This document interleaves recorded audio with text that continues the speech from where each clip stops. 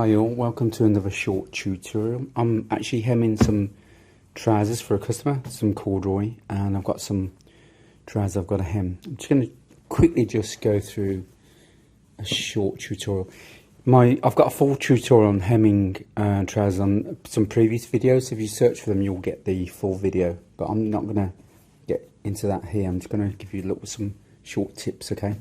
Now, I'm going to be turning up the way this was originally turned up. This is a double fold, okay? You can see, and most jeans and corduroys, casuals, you'll see a double fold. So you want to kind of retain that, okay? I usually do about ½ an inch turn up, okay? So, which is double folded. So ½ an inch turn up will be an inch, because when you fold it up twice, it becomes 1 inch, okay? Now I've marked it here. You can see. It's got to be turned up there, okay? Now, always get because a lot of alteration places, they do it wrong. Some people, as I said in my previous video, you actually wear your trousers with your seams that way. You don't, and people cut it that way, which is wrong. They put it flat there, which is wrong. So always put your seams together, marry them. Remember the little engagement. Kiss, married, engage, married, okay? There we go. Always do that, okay? And then what you do is, now on formal trousers, I actually do on formal trousers, especially when I'm making trousers, bespoke stuff, the hem is always dropped ½ an inch, so you get an angle. But on casual trousers, I mean, you actually ask the customer, you know, where they like it sitting on their leg. You know, I don't like it. Usually in the tray we have a break, what we call a break. I'll get into more of that later on, okay? The break is, you'll see a lot of people have their trousers gather around their shoes on top of it. It's called pooling. It's horrible. I like a clean break, which is, it's very clean, the actual crease down the front, that just barely sits on the shoe. So always ask your customer that. And the back, of course, your back leg is longer, so you always drop the back ½ an inch, okay? So I'm just going to so what you would do is, if you look at my previous video, I'll go in depth about the lines, but I'm just going to give you a short. Always have short, sharp chalk, okay? And I'm just going to fractionally just drop this at an angle. So there's my thingy. Make sure you get your front. So this is the front, okay? And just slightly angle it, and then you'll get a slight angle at the back. A more in-depth video I tell you about the angle and what to do is on the previous video, okay? So just look back at that, okay? And once you've got that, okay, make sure can never say it, make sure your chalk is sharp, okay, everyone? And once you've got that, just fold it over, okay? Fold it, and then you get your other line and just go to the other side, okay? And then just make sure it's all flat. So press that first, okay? And then you just mark your line again, okay? There we go, and there we have it. And then this is on the right side now, okay? So I will cut this out. So I'm going to measure 1 inch down, because we're going to do a double fold, okay? And I always do ½ an inch fold. So mark this 1 inch down, 1 inch down.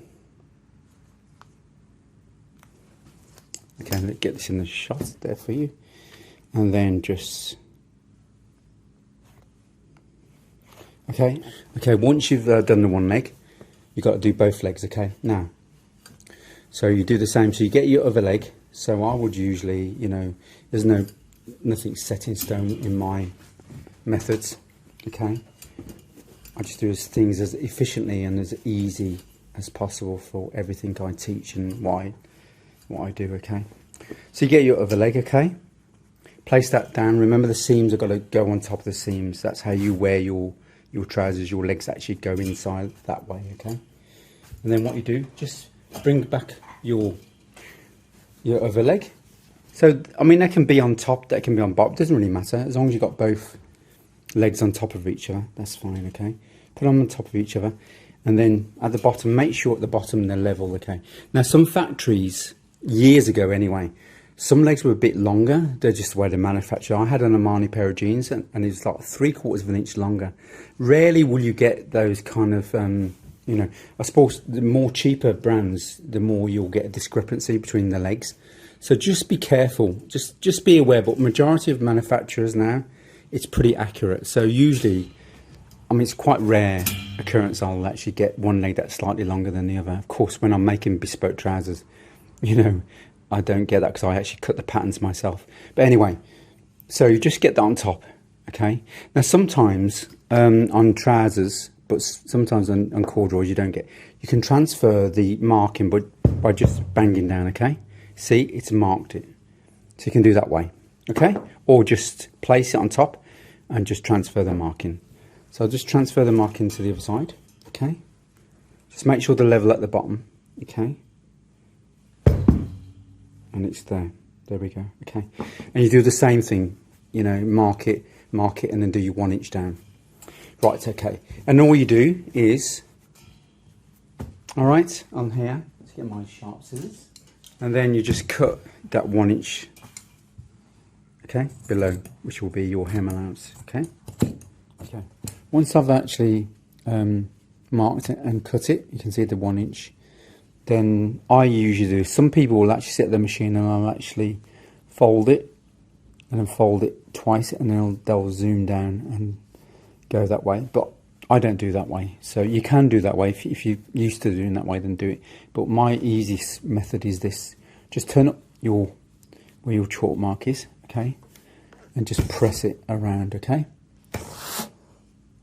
all the way around. It's on my last tutorial, you'll see me actually talk about this, all right, and about stretching if there's a discrepancy, but I'm not going to talk about that today. Just look at my previous video, okay, and you'll get all the details. So I'm just going to press this all the way around the trousers now. Right, okay, so I've just pressed that all the way around now. So you can just put it on top of each other, especially when you're beginning, to get a good crease. Just make sure and just get a nice crease line, okay. I'll just bring this up to you. You can actually see the crease line there. If you can't see the crease line, if it's a bit faint, then just put your chalk mark. But usually you can. But if not, just crease it over again and just press it. It's the pressing that will create the crease line, okay? And then you just fold the edge to there, and you've got your 1/2 inch, okay? And that's how I do things. So I'm going to go all the way around to the trousers again. Just follow it all the way around the crease line, around the trousers, and I'm just going to get back to you when it's all done, yeah? Okay, so I'm just coming to the last, back to how it was originally when we started, okay? Now just remember to press it on the edge. Don't press where the crease was, because you still want to retain that crease, because that's going to be folded back, okay? Folded over. So just press on the edge where it's folding up, okay? And there we have it. And now we've got our, see, we've got our original crease, and then we've got our 1/2 inch, and all we do is, that's it. And you sit at your machine, fold that, it's already folded now for you nicely, and then set your machine and zoom, and you've got your 1/2 inch hem allowance. So and that's the same, okay, as your corduroy. So that's one short tip for you, okay. So there we go. So that's actually, I've just gone into not too much detail.